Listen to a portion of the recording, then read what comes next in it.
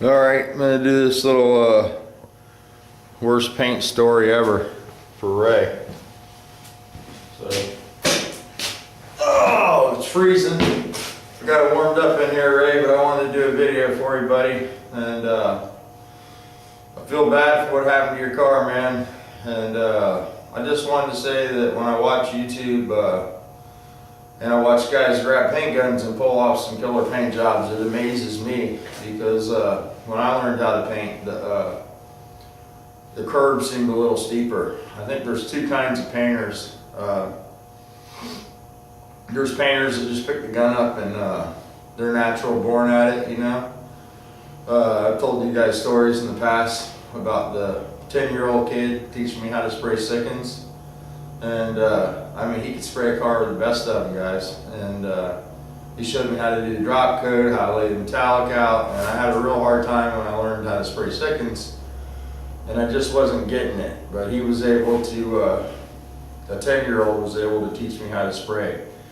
Now, I was the kind of painter that I shouldn't have probably painted my first car. I used a Sears compressor and a little Sears gun that came with a compressor, and it was probably in the late 70s, so it wasn't, you know, like today's technology. And I painted my 71.5 Challenger RT car, and it came out pretty decent, you know. But back then we used primarily single stage. And I remember my first dealership job. I worked at a dealership and I was a painter's helper. I didn't paint. I was a helper to the painter, tape and prep. And I finally painted my first car, and it was a Lincoln Mercury dealership, but we did a Nissan dealership. And I was painting a Sentra, and I was painting a front clip on the car, and it was single stage, brown. And I got the whole car all laid out, last coat, went to pour my paint from the gun back into the gallon can and knocked the can off the bench.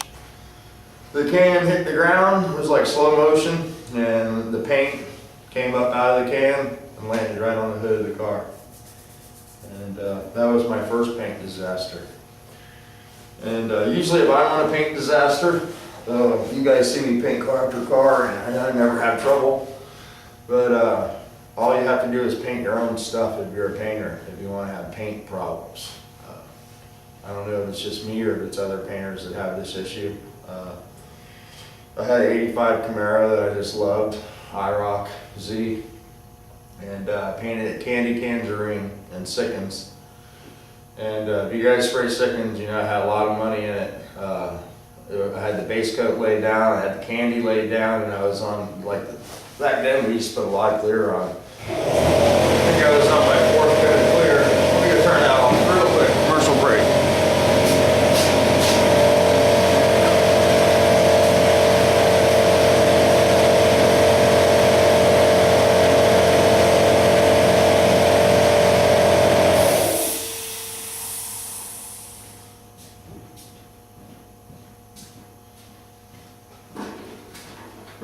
It's freaking cold. Anyway, I was on my last coat of clear, and I had a little 3M fresh air system back then, and 3M used to make these air conditioning units for your suit. You could plug in the air hose, and this thing had a line, and it would run up into the suit, and it would air condition your paint suit while you sprayed. And back then, I used to be a real stickler when I paint. I'd make everything perfect, and I wet the floor down, and have my area all clean. And well, last coat of clear, my hose blew off in my suit, hit the floor, and blew the water on the floor all over the side of the car. And there was no getting it out. It was destroyed. The whole driver's side, where I opened the door every day, and I drove that car like that for a long time. I ended up getting hit like a week after I painted it. Somebody ran into the quarter panel, so it was just a bad luck deal all the way. But paint work, getting back to it, the two different kinds of painters.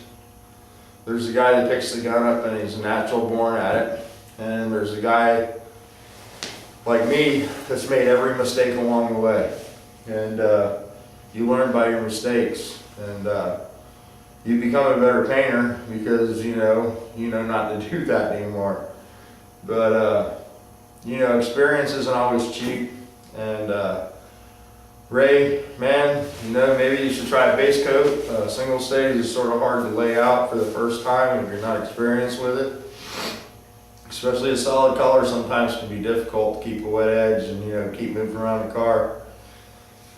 It looked like your problem, mainly to me, is your gun and your compressor. And like Rich was saying, you got to have a better ventilated area, so the solvents can come off the paint and that stuff can get out of the area you're working in.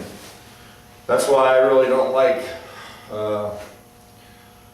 that type of filter, like Rich was talking about. You get a room full of vapor and you're just filtering vapor. There's no actual air to filter. So you're taking in a lot of chemicals into your system. I ran into an issue today. This happens every once in a while,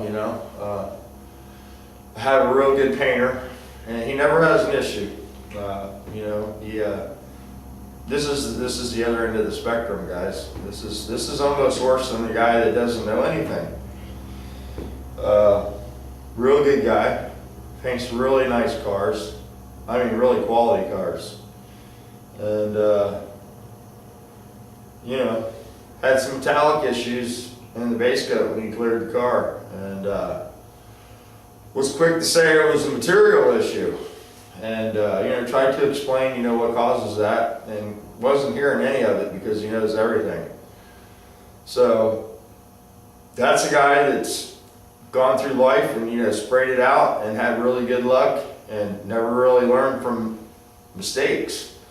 And when you have an issue and you're like that, and your mind's so closed because there's nothing that you could have possibly done to make that happen, and that's the only thing that you have in your head. You're not ready to listen about maybe the reducer wasn't the right temperature, maybe it didn't flash off properly, maybe you put the clear on too thick.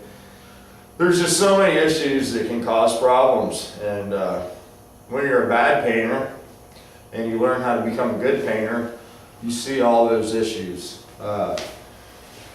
With Andrea selling paint, I see failures, not necessarily with our product, but I go to a lot of shops that, guys probably shouldn't be spraying cars, and they make mistakes, and you see a lot of different things, so you're exposed to different things that a good painter wouldn't be exposed to.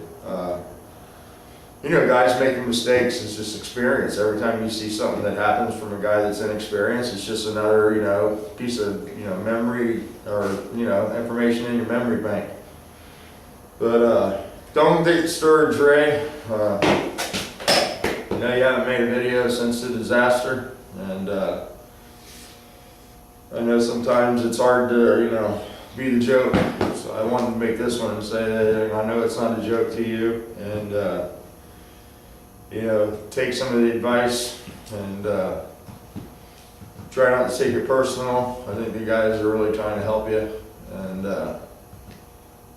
you're the guy that's going to learn from experience, obviously. I think you're fighting an equipment issue, like I said. So I've also some other paint disasters. Usually the best ones are with paint reps. Some of my best ones are Diamond stories, but I do have a good PPG story too. I worked at a Volkswagen dealership, and Diamond, we had Diamond and Glazerith, and we used the Glazerith for our single stage line.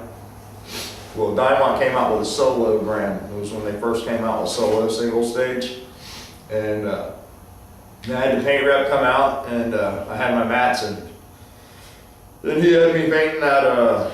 I painted a white neon with some single stage, and I went in there, laid it out, and I thought it looked pretty wet, and he said, no, it needs to be wetter, hammer on there. So I hammered that baby out, man, and it looked beautiful, beautiful, beautiful. It was like a sheet of glass, and we walked around the car a couple times in the booth, and we thought it looked really good, and we went and got the owner to show him, how killer the single stage was, and we went back in there, the shit was dripping onto the ground. It just didn't dry fast enough for our air dry booth, and it was running off the car.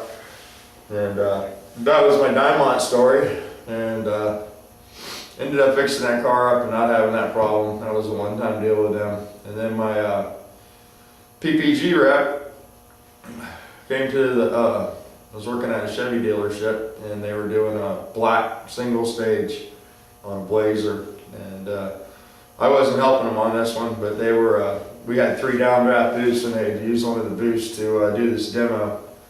We were spraying Global, or we were spraying Diamond, and they were trying to change us over to Global. And they did it all over black on this thing, man. It solvent popped on them, and it was a disaster. And I remember eating lunch for 2 weeks. It took them 2 weeks to straighten the car out, and it was great. We went to lunch every day, and good times, man.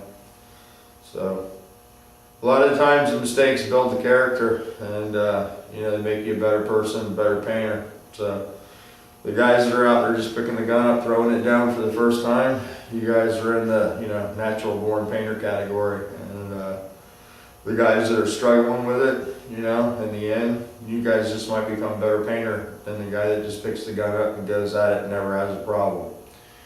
Because problems are what makes you a better painter. So, Ray, man, I wish I lived in the UK. Come over there and paint that car for you. Of course, you don't learn anything when somebody does that, but man, hopefully you don't get discouraged and we can get your car painted, and we can work it out. It's long distance, you know. I know here in the U.S., you know, we're all far apart, but you know, plane ride's pretty short, and we don't have to cross any oceans to help each other out. And if you live closer, man, I'd be right there helping you. But we'll just have to do it over the internet, and you know, we'll just have to start over, brother. And don't get discouraged. Just hold your head up. At least you're taking the initiative to do it yourself. And you know, when you do it yourself, you can afford to mess it up a couple times and get the job done. And you'll still have the pride in knowing that you painted the car yourself when it's all over. And all these bumps in the road will just make it that much better. So I'm going to go ahead and shut this off. And those are my paint nightmares. I'm sort of like Matt now. I don't make any mistakes anymore, you know, so I never have issues. So yeah. Okay. I just don't film any of those.